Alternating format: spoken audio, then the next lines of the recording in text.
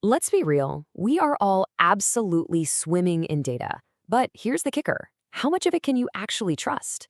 See, when your data is a mess, it can lead to some truly disastrous decisions. So today, we are going to dive into the solution. It's a blueprint for getting your data in shape, and it's called the Data Quality Framework. I mean, really think about it for a second. Are you dealing with information that's just all over the place? Maybe it's disorganized or incomplete or, let's be honest, just plain wrong. This kind of messy data leads to wasted money, flawed strategies, and completely missed opportunities. It's a huge and incredibly common headache. And that quote just hits the nail on the head, doesn't it? You might end up with something, sure, but it's definitely not going to be the masterpiece you were hoping for. Working with bad data is just frustrating, and it basically guarantees a disappointing result. So how do we make sure our data pantry is fully stocked and ready for success? Okay, let's get into it. The solution is something called a Data Quality Framework, or DQF for short. And this is the real hero of our story today. A DQF isn't just about fixing a few typos here and there. It's a complete blueprint for cleaning, organizing, and making sure your data is truly working for you.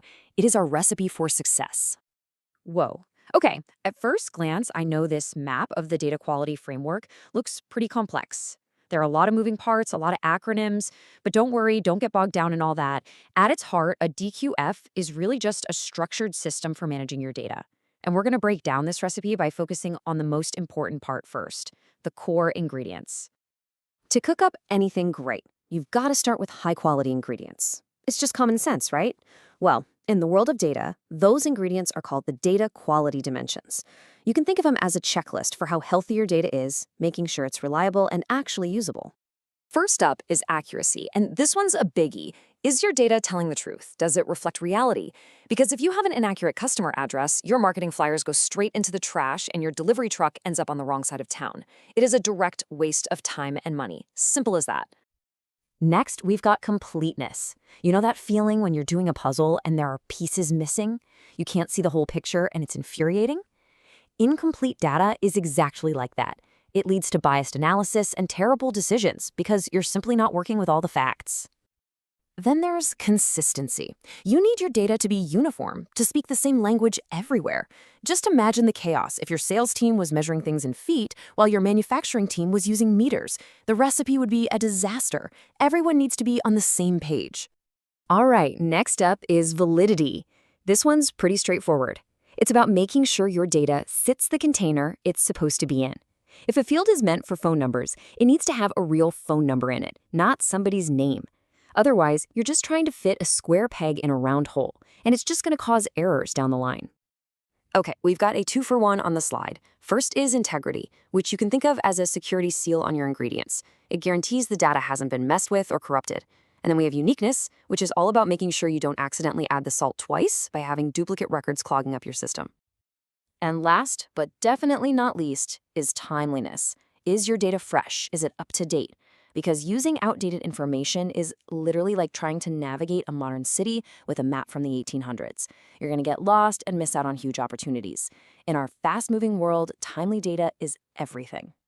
All right, so we have our essential ingredients. They're all top quality. But you wouldn't just let anyone wander into a professional kitchen and start cooking, would you?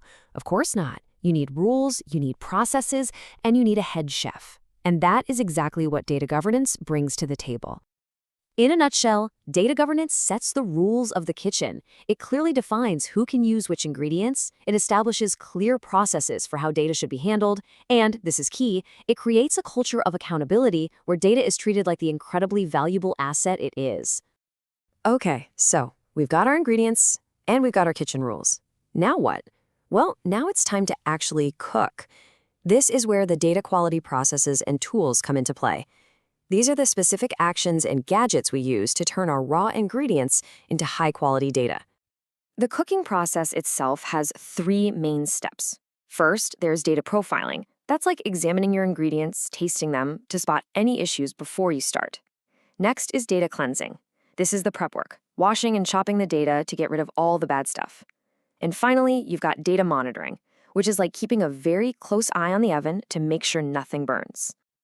Now, just like any good chef has their favorite knives and gadgets, Data pros have a whole arsenal of tools to make these processes way more efficient. They're like having a team of expert sous chefs in your data kitchen, doing the hard work for you. First up, you've got data profiling tools. Think of these as your kitchen's superpowered magnifying glass. They automatically scan all of your data to find problems, things like missing values or weird formats, before they have a chance to ruin your recipe. Then we have our data cleansing tools. These are your all-purpose, heavy-duty cleaning agents. They help you scrub away all the gunk, standardizing formats, fixing typos, getting rid of duplicates. It's like having a little robot that does all the tedious data housework for you. It's a game changer. And to keep a watchful eye on everything, you've got data monitoring tools. Honestly, the best way to think of these is as a smoke detector for your data. They keep track of your data quality over time and send you an alert if something starts to go wrong before it becomes a massive fire. It saves you so many headaches. Okay, so we've covered the ingredients, the rules, the processes, the tools, the whole shebang. We've done all this work. So what's the final dish? Why does any of this actually matter in the real world? Well, this is the payoff. This is the delicious Michelin star meal you get at the end of it all. High-quality data isn't just some techie achievement. It is a fundamental driver of success. It leads to way smarter decisions, more efficient operations, better compliance, and you know what? Happier customers. It is a win-win all around. And these ideas aren't just for big corporations. This kind of data hygiene matters in your personal life too.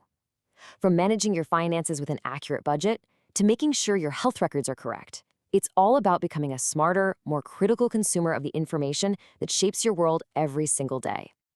So I'll leave you with this final thought.